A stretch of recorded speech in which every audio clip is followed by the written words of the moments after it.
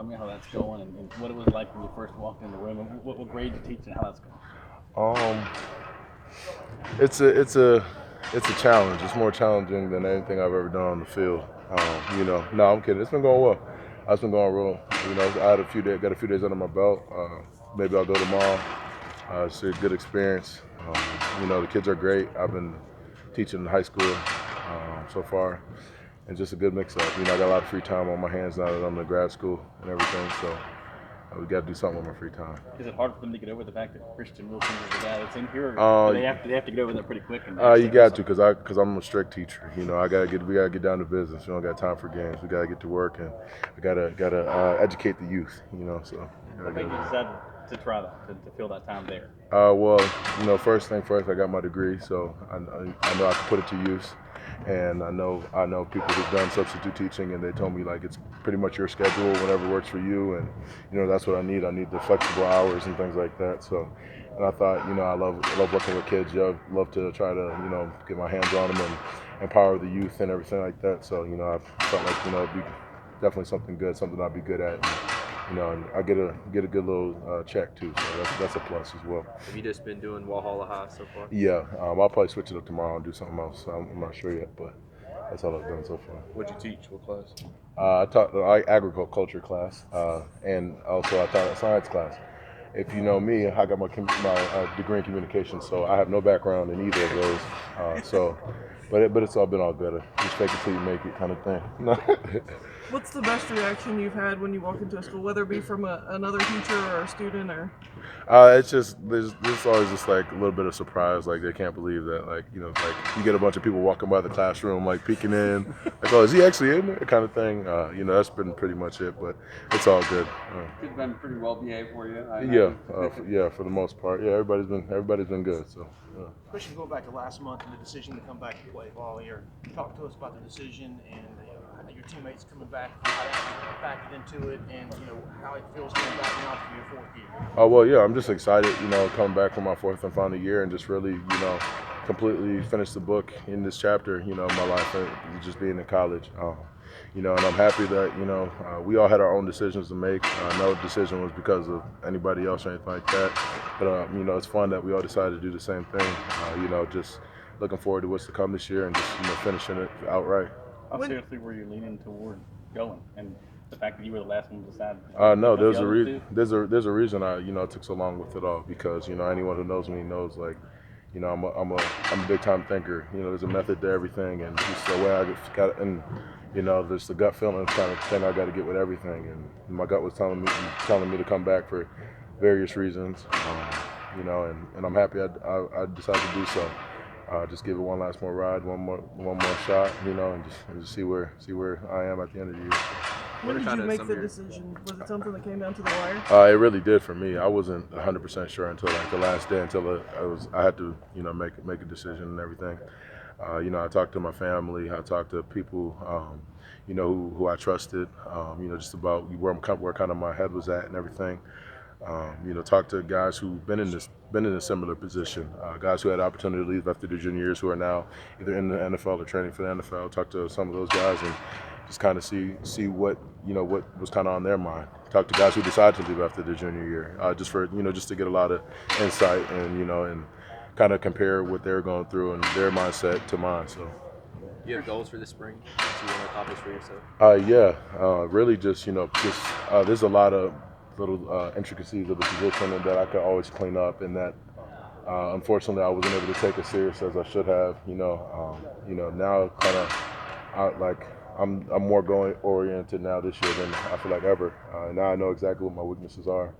I'm going to attack those this off season and then this spring, and really just the biggest thing is just lead, be the best leader I can be, help out all the young guys, be the best, leader I can be for the program. Was that feedback that you got from the NFL committee, or was that just stuff that you feel like you needed to do? Just stuff I feel like I need to work on, and just a lot of different things, just areas I know I definitely need to improve. I feel like, the first few years I was kind of always just doing kind of busy work and doing things that I thought, I just have to do it because it's what I have to do. But now, I know the specific parts of my game where I really need to attack. Christian, what's it been like having Coach Hall on his staff this past week? I know he's working with the ends, but You have Coach Bates available. Spend a lot more time with you in the tackle. It's been real good having Coach Ski. Just another good positive male role model, and a good guy. I know he's going to work his tail off to make sure the defensive ends are in the best position possible. And as far as Coach Bates, it's good to have just another year where there's less pressure on him to know. He can only just focus on 2 guys now and really hone in on the things that we need to work on as D tackles. And just excited for another year with Coach Bates.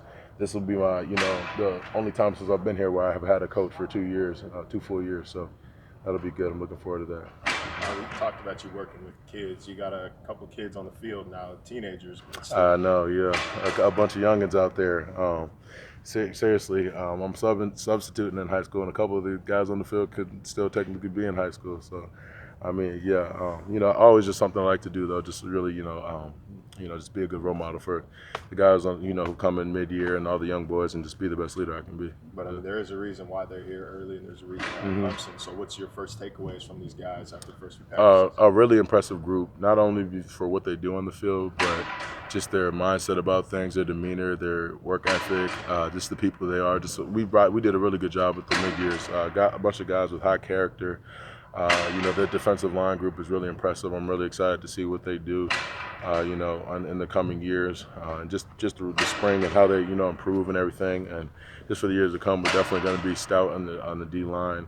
And Mike Jones, love that kid. The offensive guys, Trevor, DK, a bunch of good guys, who just came with the right mindset and ready to work. Were you surprised to not receive a first-round grade, and what were some of the things they told you as why?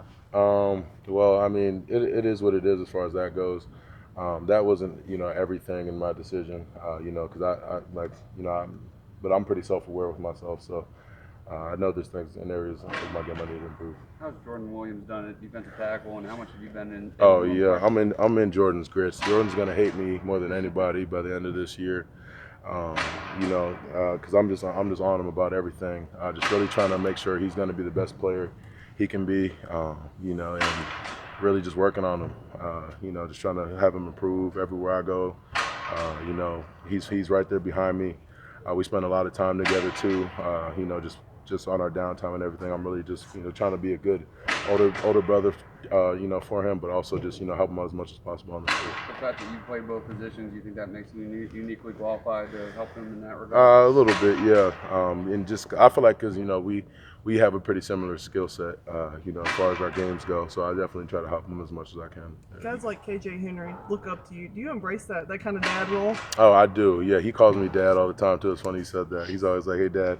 But no, I definitely do. I love that. Love being, just that, that just kind of a guy who's been through it. A guy who knows what to expect and can just see the potential in the younger guys and really just try to help bring that out of them as much as I can. How much pride do you take in trying to cultivate the leadership of the next generation, the KJ Henrys? No, that's really big for me. I definitely take a lot of pride in that because, that's kind of how it was for me when I got here. I wasn't just coming in here and just, I wasn't in the position I was in just all because of myself. I had Scott Pagano's, Carlos Wilkins, DJ Reader, Rob Byers, guys who, I really looked up to when I first got here. And they kind of showed me the way, and we're always there for me no matter what. So I definitely try to, definitely give back, what I was given, coming in and take it to the next level too. Did your leadership, did that play a part in your decision to come back?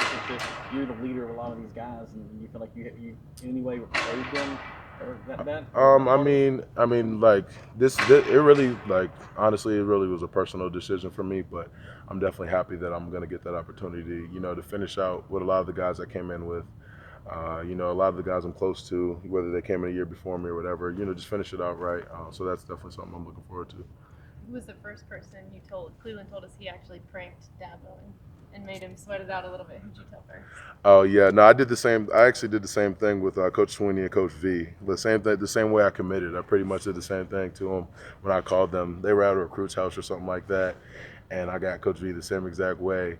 And then he like yelled, I guess, in the recruit's house, and like, so I guess Coach Sweeney kind of knew what was up, and he's like, "Oh, I just heard Coach Venables yell inside the recruit's house, so that must be some good news." But now I played it off with him, made him sweat it out a little bit, and then then I finally told him I was coming back. Did a sense of maybe some unfinished business play any role in you coming back? Yeah, there's a lot of unfinished business. Number 13, I can't beat him in rock paper scissors.